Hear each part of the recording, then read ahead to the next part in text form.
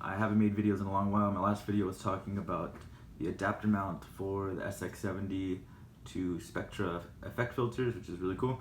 But I'm going to be talking about some various cameras. So one of the first ones that I get a lot of questions about is this. This is the Lomography 360 spinner.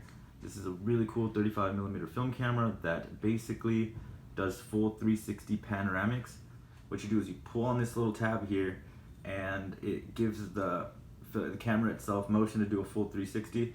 Here I have it to where it's closed, but what you do is you open up the lens, and it's really simple. So you open up the lens, you pull the thing, it does a full 360, and then you can close it up again.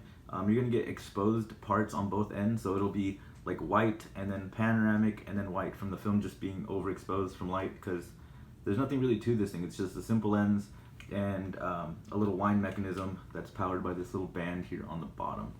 So really straightforward camera. I really want to show you guys what kind of what it can basically do. I did put that poll on Instagram, and a lot of people who asked me about this one specifically, so I cannot wait to show you guys in depth what this thing can do. So really stoked. I ended up paying for this camera $20 USD, so on eBay, so very good deal. The second one is one that gets a lot of attention. It's kind of a hyped camera. This is the Olympus Stylus Epic. This has the sharp 2.8 lens. This one does have the data back, and it doesn't have the panoramic. It's not the deluxe, but I would never probably use it, honestly. It's just a little mask that goes over. The crazy thing about this, I ended up buying this from somebody in Australia, and I bought it, kind of took a gamble on it. I bought it untested. I paid $50 for it untested, and pretty much sight unseen. You can see that the body does have some wear to it, but I didn't let that discourage me, because I do know that these things, although people say they're fragile, so there's other people that say that, you know, they do take a little bit of a beating, and if it's something you use consistently, it's gonna get worn out, which is totally fine. I don't mind if the camera itself is a little beat up, but as long as it works, it doesn't matter. So I took the gamble. I bought the battery. It's a CR123A battery. I popped it in, and first things first, the lens did pop out just like that, and the data back turned on. So I tried out the buttons. Every mode works. The quartz state seems to work. The flash turning off and on, and then the spot metering seems to work. I did push down the thing, the shutter, and the lens did pop forward, and the flash did deploy, which is common for this model, to pretty much all the Olympus line to do. So I put some film in, some Fuji Extra 400.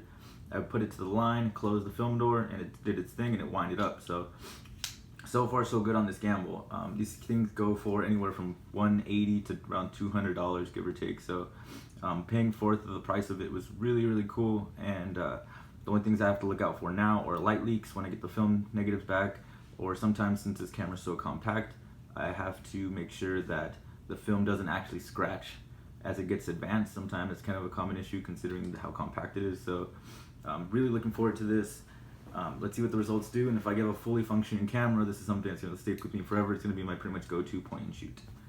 Okay, so switching up film formats, this is one that doesn't get that much attention, but I think it's one of the craziest cameras that I have in my collection. This is the Rollie A110. This is pretty much one of the most solid. This thing feels just right. It has a nice matte black finish. This is the made in Germany one. There's some that are made in Singapore, which is really cool. So the battery goes up top.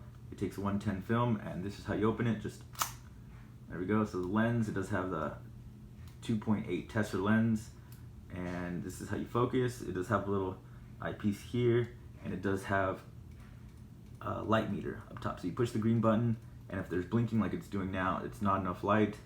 But if it goes away and you just see a solid green light, then you know that you're pretty much good to go to take the picture. Shutter button, and then this is how you open up the film door. It is kind of not tight, if that makes sense. So to open it up, you really have to push down and then pull it out, and then the film latch opens.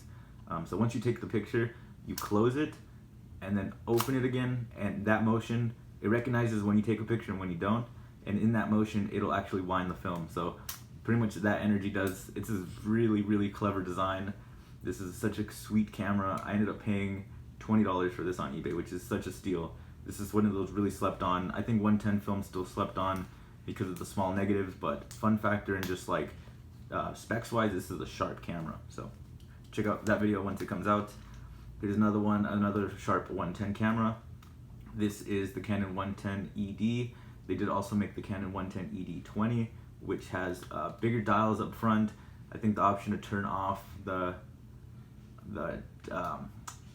quartz date, or whatever it's called, little day thing. Really straightforward. So you do have focusing it gives you the 2.0 lens. It does have a light meter to tell you, and it does give you split focusing. So when you look in the viewfinder, if you open it up, if you look in the viewfinder, there's a little yellow square, and then there's the actual frame lines. And what you can do is you can compose your image manually. It does have a little thing, and so you're gonna get it nice and focused. This one was a premium model back in the day. This was, I think, like one of the last 110 cameras. Solid build, nice metal. It does have plastic accents, but it just feels really nice in the hands. It does have a hot shoe. I think I ended up paying $15 for this camera. And again, it has a 2.0 lens. You're gonna get really sharp images. The negatives might be small, but these things pack a punch. So keep an eye out for these things. I'm gonna have another video talking about this pretty much individually.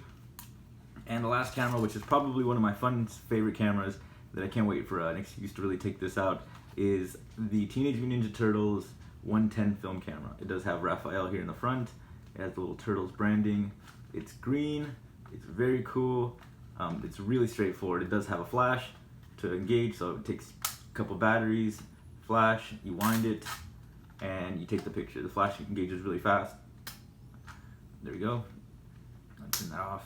But the cool thing about this camera, it's not so much just the physical thing, is that if you open it up, it does have this little plastic piece, and I don't know if you can see, but there's kind of an image in there, and it's actually, I think it's Raphael in there. It's kind of doing like the peace sign like this, and it's a little transparency, so it etches that image into your photos as it like makes it like a mask that goes over. And so pretty much as you get the roll developed, you're gonna have like this cool little effect. Obviously this is kind of a party camera, so if you have a group of friends, it'll just be the turtle inside.